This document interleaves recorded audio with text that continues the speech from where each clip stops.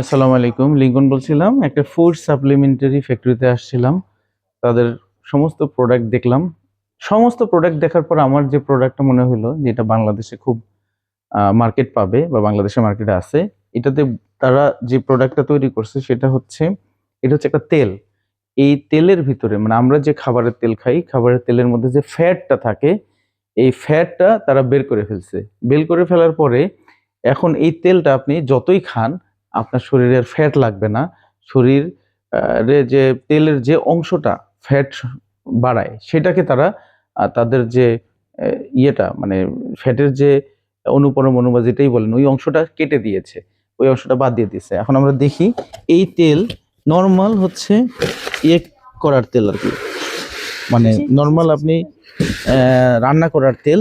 এই তেলটা ওনারা প্রোডাকশন করছেন।